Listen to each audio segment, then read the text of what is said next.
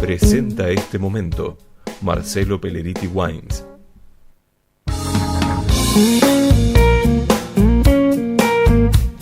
Muy bien, vamos a compartir ahora vinos en la época de la colonia. Estamos en la semana de mayo. Yo creo que deberíamos rescatar el amor a la patria, el amor a las fechas, símbolo de nuestro país. Y como cuando yo era chico en el colegio veíamos día a día qué iba pasando en la semana de mayo, decíamos, qué pasó el 21, qué pasó el 22 y así hasta llegar al día D, que fue el 25 de mayo. No me quiero anticipar, pero nuestra receta de hoy, sugerido por nuestra cocinera, tiene que ver también. Y ahora la intención es compartir con ustedes qué pasaba respecto del consumo de vinos en esos días de la época de la colonia. En el 1600 y tantos ya venían las naves de los que venían de España a colonizar América, las nuevas tierras, iban recorriendo y la instrucción era plantar viñedos para el cura, para la misa y para que bebieran los ciudadanos que se radicaban en cada pueblo que se fundara, sin tener demasiado en cuenta las condiciones medioambientales favorables o no para el desarrollo de la uva para vinos de calidad. Era jugo de uva fermentado y no se le pedía mucho más.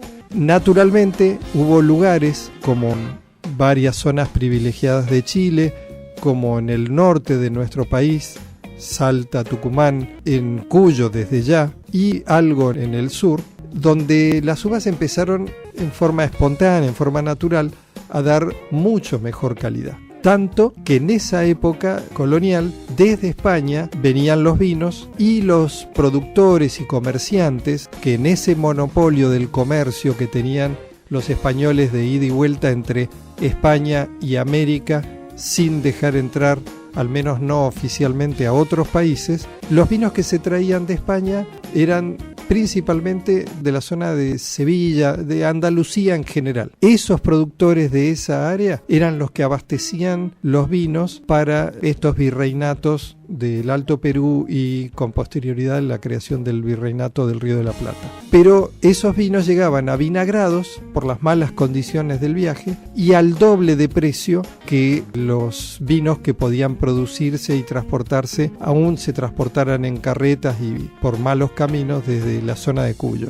Más o menos era 70 arrobas el hectolitro de vino, el costo, en cuanto al vino que venía de España y malogrado además. El tema es que, obviamente, por precio y por estar en mejor estado, muchos preferían comprar vinos de producción local. Y ahí entraron los celos de los productores y comerciantes españoles, que así como hicieron con los olivares, pidieron que se erradicaran las vides. De toda América, donde más éxito tuvo fue en México. En México se fue relegando la producción de vino y se mantuvo la producción de destilados, distintos tipos de aguardientes. En cambio, en Sudamérica se las ingeniaron como para hacerse los distraídos y erradicar un poco, pero no tanto, y nunca se llegó a erradicar del todo la plantación de viñedos que, lejos de disminuir, empezó paulatinamente a crecer. A esta altura de la Revolución de Mayo, en 1810, en Mendoza había un registro de unas 70 hectáreas plantadas. Ese vino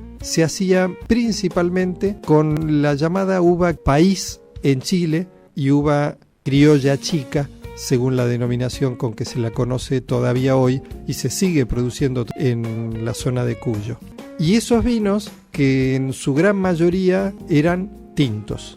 El tipo de gastronomía que había en esa época eran mucho guiso, había gran abundancia de carne vacuna, había mucho ganado cimarrón que había quedado desde la primera y segunda fundación de Buenos Aires, y ese ganado cimarrón se multiplicó en la Pampa y eso hizo que era tan abundante la cantidad de ganado que había mucho desperdicio, porque se mataban los animales principalmente por el cuero y de la carne se usaba poco, pues no daban abasto, la población era muy chica, no daba abasto a consumir todo.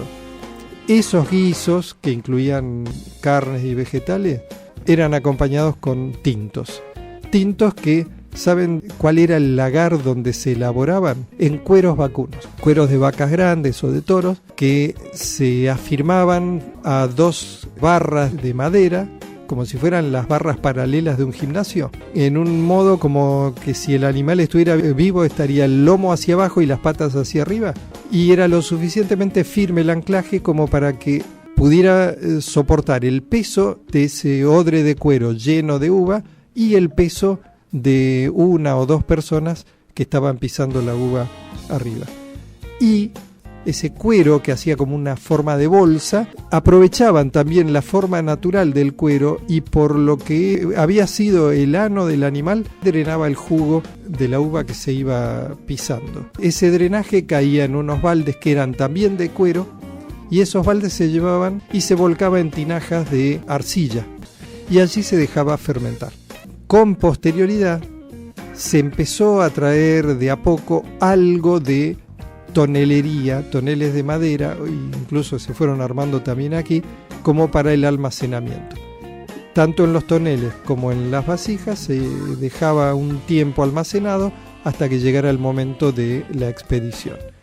Y obviamente como las botellas eran en un principio escasísimas y muy caras, el vino no era accesible así al menudeo para la mayoría del pueblo, de la gente de medianos y bajos recursos, así que el pueblo iba a las pulperías a consumir o a comprar el vino trasvasado en jarras desde esas tinajas o desde esos odres de cuero donde también se traía, o cada vez más, a medida que iba avanzando el siglo XVIII y el siglo XIX, en recipientes de madera.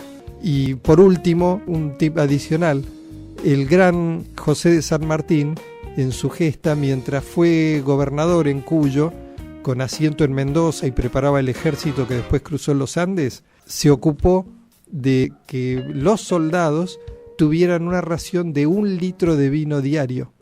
Para eso cargó 113 mulas en ese cruce de los Andes. Se tomó la molestia de 113 mulas cargadas con barricas de vino, ajo y cebolla, para paliar con estos elementos las inclemencias de la altura y que fuera un poco más grata la travesía de los Andes de esos soldados que hicieron historia. Vamos a hacer ahora una nueva pausa. Vamos a compartir la exquisita voz de Diana Krall con su trío Let It Rain.